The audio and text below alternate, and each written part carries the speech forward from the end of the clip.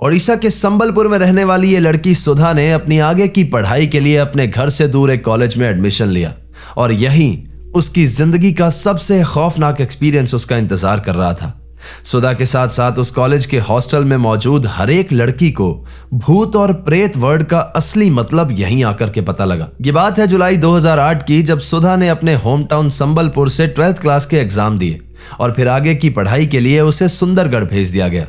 सुंदरगढ़ के एक छोटे से गांव में उसके मामा जी का घर था और यहीं से 10 किलोमीटर दूर था ये कॉलेज, जहां पर ऑलरेडी उसके काफी सारे भाई बहन पढ़ चुके थे। इसी वजह से उसका एडमिशन भी यहां पर करवा दिया गया और वो इसी कॉलेज के हॉस्टल में रहने वाली थी। ये उसकी जिंदगी का पहला मौका था जब वो अपने घर से इतना दूर जा रही थी। जब उसके पेरेंट उसे हॉस्टल छोड़ने के लिए आए तो उसकी हालत बिल्कुल ठीक नहीं थी। वो पहली बार अपने घर वालों से दूर रहने वाली थी तो वो बहुत ज्यादा इमोशनल थी और बार बार रो रही थी, जैसे अंदर ही अंदर उसे कोई डर खाए जा रहा हो। उसके लिए सब कुछ नया था, नई जगह, नए लोग और सबसे इंपॉर्टेंट बात कि अब उसे खुद ही अपना ख्याल रखना था। जब उसके पेरेंट्स उसे हॉस्टल में छोड़ करके वापस चले गए तो हॉस्टल का वो कमरा अब उसे और भी ज्यादा सूना लगने लगा था। रात के वक्त जब सब लड़कियां अपने अपने काम में बिजी हो जाती तो सुधा चुपचाप अपने बेड पर बैठ करके उन्हें याद करती और धीरे धीरे उसके आंसू बहते रहते। उसे बिल्कुल अंदाजा नहीं था कि यह जगह सिर्फ अकेलापन नहीं बल्कि कुछ और भी साथ में लेकर के आने वाली है।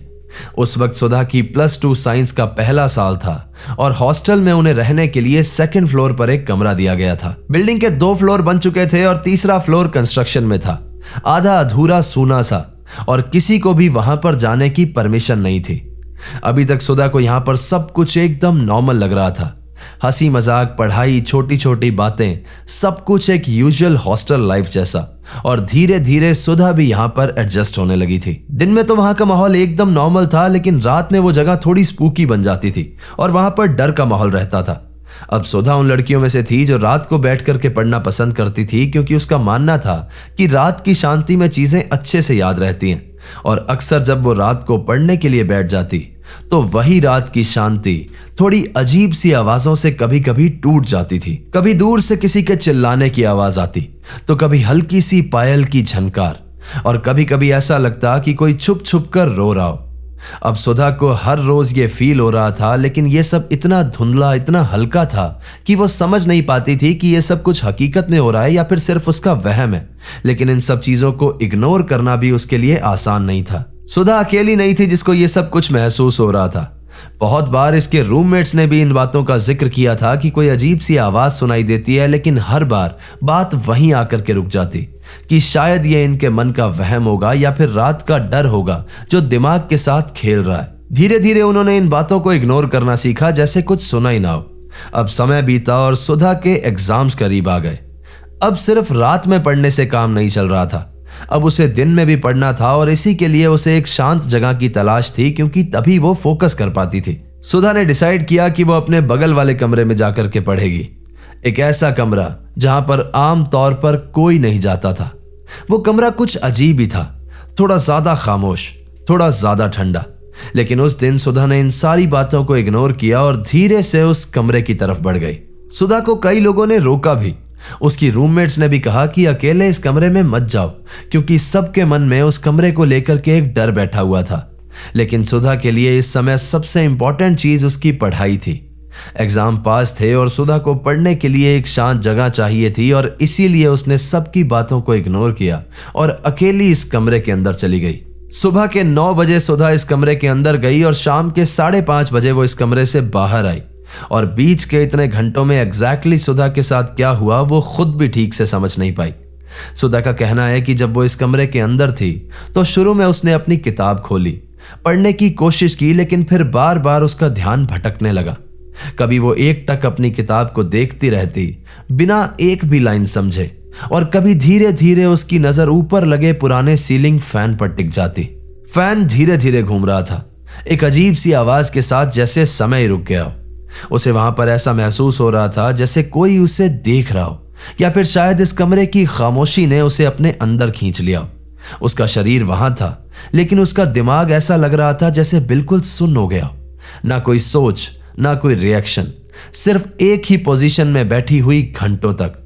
उस दिन सुधा ने एक शब्द भी नहीं पढ़ा था। शाम के वक्त जब उसके दोस्त उसको बुलाने के लिए आए तो उनकी आवाज इस कमरे की खामोशी को तोड़ती हुई अंदर तक पहुंची और तब अचानक से वो होश में आई, एक झटके के साथ और थोड़ी घबराहट के साथ।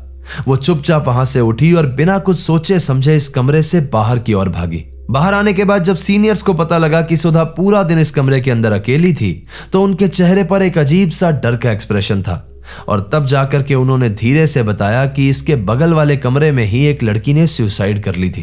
ये सुनते ही सबके मन में एक डर सा बैठ गया। इसके बाद जब उन लोगों ने सुधा से पूछा कि उसने पूरा दिन क्या पढ़ाई की तो वो खुद भी हैरान रह गई थी, क्योंकि उसे याद ही नहीं था कि उसने क्या पढ़ा। थोड़ी देर सोचने के बाद उसने सिर्फ इतना ही बताया कि उसने पूरे दिन में एक शब्द भी नहीं पढ़ा। वो अंदर बैठ के सिर्फ किताब को देखती जा रही थी, बिना कुछ सोचे, बिना कुछ समझे। उसकी बात सुनकर यहां पर मौजूद हर एक इंसान श्योर हो गया था कि इस कमरे के अंदर सुधा के साथ कुछ तो एबनॉर्मल हुआ है, वरना ऐसे कैसे पॉसिबल है कि 8 घंटे तक उसे कोई होश ही ना हो और वो एक ही पोजीशन में बैठी रही हो। खैर, किसी तरह से इसके बाद इन लोगों के एग्जाम्स खत्म हुए और छुट्टियां शुरू हो गई। धीरे धीरे सब लोग अपने घर पर चले गए, लेकिन सुधा के दिमाग में यह दिन एक अजीब सी याद बन करके रह गया। इसके बाद जब सब लोग वापस लौट करके आए और इनका सेकेंड ईयर शुरू हुआ तो इस बार इन लड़कियों को फर्स्ट फ्लोर पर कमरा दिया गया और इसी के साथ साथ सब लोगों ने एक राहत की सांस ली कि फाइनली उस कमरे के आसपास इन्हें अब नहीं रहना पड़ेगा। उन्हें लग रहा था कि फाइनली उन्हें ऊपर वाले फ्लोर से छुटकारा मिल गया है और शायद उन आवाजों से भी। फर्स्ट फ्लोर पर इनके काफी सारे दोस्त भी रहते थे तो माहौल भी काफी ज्यादा फैमिलियर था, लेकिन किसी को अंदाजा नहीं था कि असली प्रॉब्लम तो अब शुरू होने वाली थी। हॉस्टल वापस आने के बाद धीरे धीरे कुछ ना कुछ अजीब होना शुरू हुआ। सुधा भूत प्रेतों पर ज्यादा विश्वास नहीं करती थी तो वो हमेशा इन चीजों को लाइटली लेती थी, लेकिन इनके कुछ दोस्त थे जो एक ही कमरे में रहते थे। उनके साथ रोज कुछ ना कुछ डरावनी चीज होने लगी थी। कभी उन्हें कमरे के कोने में एक परछाई खड़ी हुई दिखाई देती, कभी बिना किसी की मौजूदगी के उन्हें हल्की सी पायल की आवाज सुनाई देती और कभी रात में सोते वक्त उन्हें ऐसा लगता कि जैसे कोई उनके ऊपर बैठ करके जोर से उनका गला दबा रहा हो, जिससे उनका सांस लेना मुश्किल हो जाता था। एक रात तो हालत इतनी ज्यादा खराब हो गई कि इस कमरे की सारी लड़कियां डर के मारे रात भर चिल्लाती रही, लेकिन अजीब बात यह थी कि इनकी आवाज इस कमरे से बाहर तक नहीं पहुंच रही थी, जबकि यह कमरा कॉमन वॉशरूम के एकदम बगल में था जहां से रात भर लोग गुजरते रहते थे। अगली सुबह जब इन्होंने ये बात बाकी सब लड़कियों को और सुधा को बताई तो सुधा ने इनकी बातों को मजाक में उड़ा दिया और वो खुद उस कमरे में चली गई। वहां जाकर के उसने चैलेंज करते हुए कहा कि कहां है भूत, सामने आओ, अगर कोई है यहां पर तो मेरे सामने आओ, दिखाओ मुझे। भूत वूत कुछ नहीं होता, तुम सब लोग यूं ही डर रहे हो। बाकी लोगों ने तुरंत उसे समझाया कि ऐसी मजाक नहीं करते, लेकिन सुधा अपनी मजाक पर टिकी रही, क्योंकि वो अंदर से पूरी तरह से श्योर थी कि ये सब बस अफवाहें हैं और भूत वूत जैसा कुछ नहीं होता, और वो इन चीजों पर बिल्कुल भरोसा नहीं करती थी। उसी रात सुधा हमेशा की तरह पढ़ने के लिए बैठी हुई थी, क्योंकि उसे रात की शांति में पढ़ना पसंद था। रात के करीब 1:30 से 2 बज रहे थे और उसके बाकी दोस्त भी सो चुके थे और पूरा हॉस्टल लगभग खामोशी में डूब चुका था। तभी उसकी नजर अचानक से सामने पड़ी और जो उसने देखा उसने उसके होश उड़ा दिए। उसके सामने एक परछाई खड़ी थी, हूबहू उसी की तरह जैसे उसका कोई दूसरा रूप हो।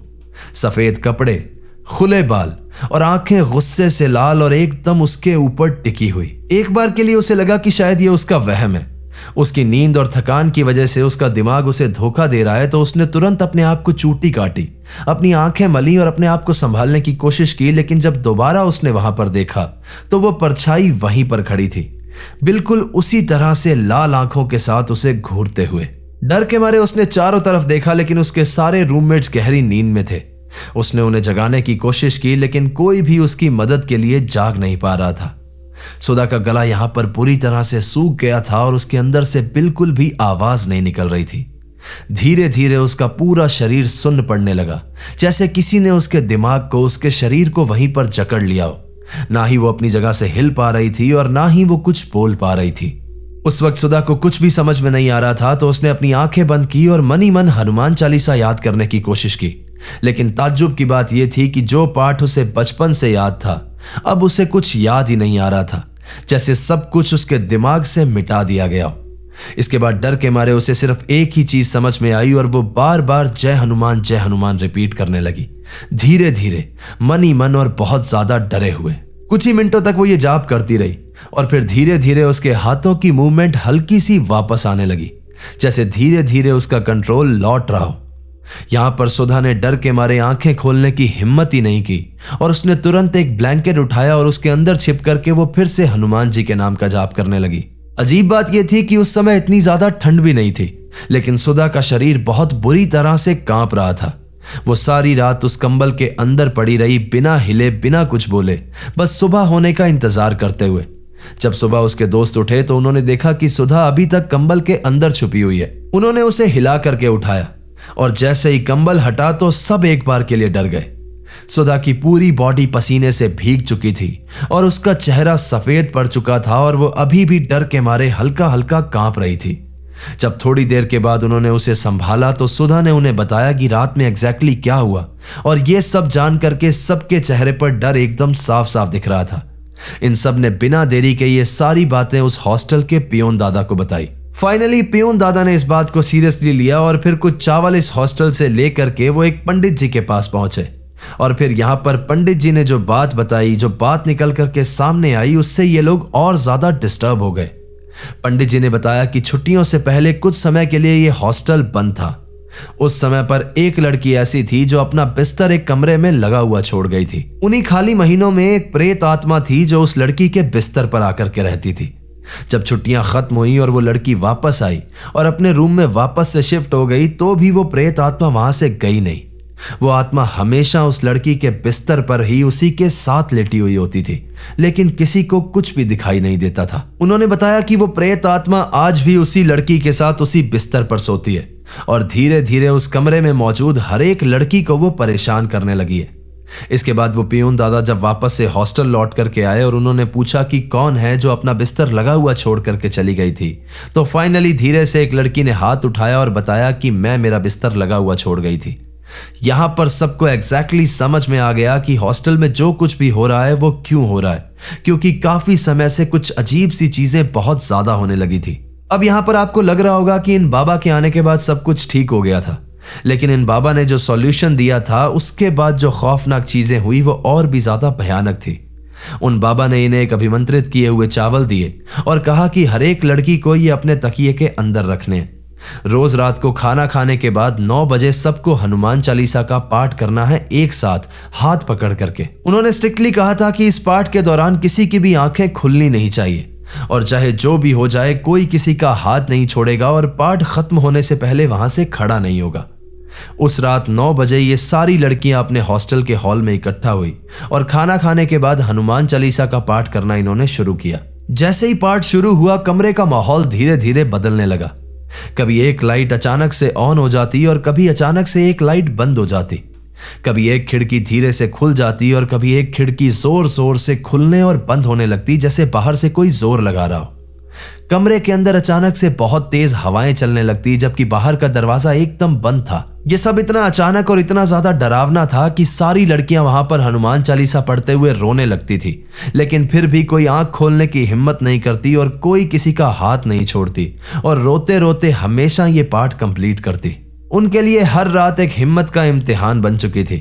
और अजीब बात यह थी कि जैसे ही हनुमान चालीसा का पाठ खत्म होता था तो कमरे का माहौल एकदम नॉर्मल हो जाता था। लाइट्स नॉर्मल हो जाती, खिड़कियां हिलना बंद कर देती, कमरे में हवा चलना भी बंद हो जाती, जैसे वहां पर कभी कुछ था ही नहीं। ऐसे ही दिन बीतने लगे और ये सेम रिचुअल ये लोग रोज फॉलो करते। धीरे धीरे उस कमरे को हमेशा के लिए बंद करवा दिया गया जहां से ये सब कुछ शुरू हुआ था। और फिर ऐसे करते करते हॉस्टल का माहौल थोड़ा कंट्रोल में आने लगा, लेकिन सच बात यह थी कि सब कुछ पूरी तरह से ठीक नहीं हुआ था। हर रात डर के साए में गुजरती थी और हर रात ये सारी लड़कियां हनुमान चालीसा पढ़ते पढ़ते डर के मारे रो पड़ती थी। समय बीता और फाइनली इन लोगों के एग्जाम्स आए और एग्जाम्स खत्म होने के बाद ये सब लोग वापस से अपने घर पर चले गए।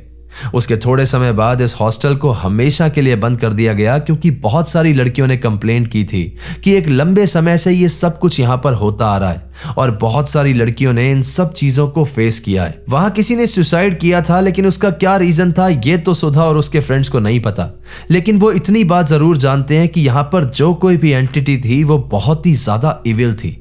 या तो वो बहुत ही ज्यादा गुस्से में थी या अपने बदले की तलाश में थी, लेकिन वो हमेशा सबको अपनी मौजूदगी एहसास कराने की कोशिश करती थी। सुधा जब घर वापस आई तो उसके अंदर का डर इतनी आसानी से खत्म नहीं हुआ। उसे छोटी छोटी चीजों से ट्रॉमा होने लगा। जब भी वो कोई अचानक से आवाज सुनती या फिर किसी की पायल की आवाज सुनती रात में तो वो बहुत ज्यादा डर जाती।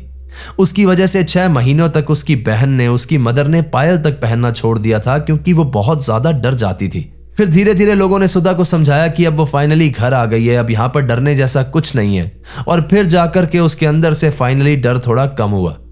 आज भी सुधा जब उन पलों को याद करती है तो वो बहुत ज्यादा घबरा जाती है। कहते हैं कि अभी रिसेंटली उस हॉस्टल को वापस ओपन भी कर दिया गया है, लेकिन वो एक कमरा जहां से ये सब कुछ शुरू हुआ था वो कमरा आज भी बंद है। तो ये थी ओडिशा के इस हॉन्टेड हॉस्टल की कहानी। दोस्तों, कहानी आपको कैसे लगी मुझे कमेंट करके जरूर बताइएगा, और अगर आपको वीडियो पसंद आई है तो इसे लाइक कर दें, हाइप कर दें और अपने कमजोर दिल वाले दोस्तों के साथ शेयर कर दें। चैनल अगर अभी तक सब्सक्राइब नहीं किया है तो इसे सब्सक्राइब कर लो। वहां पर एक बेल आइकन होगा, उसे प्रेस कर देना ताकि आगे आने वाले समय में मैं जो रियल लाइफ इंसिडेंट्स पर कहानियां लेकर के आऊंगा वो सबसे पहले आप तक पहुंचती रहे। अगर आपके पास भी ऐसी कोई कहानी है जो किसी सच्ची घटना पर आधारित है तो नीचे दिए गए जीमेल एड्रेस और इंस्टा आईडी पर आप उसे हमारे साथ शेयर कर सकते हैं। तो चलिए दोस्तों, अपना ख्याल रखिए, खुश रहिए, हंसते खेलते रहिए। मिलते हैं अगली बार ऐसी ही किसी खौफनाक कहानी के साथ। सायोनारा। हर हर महादेव।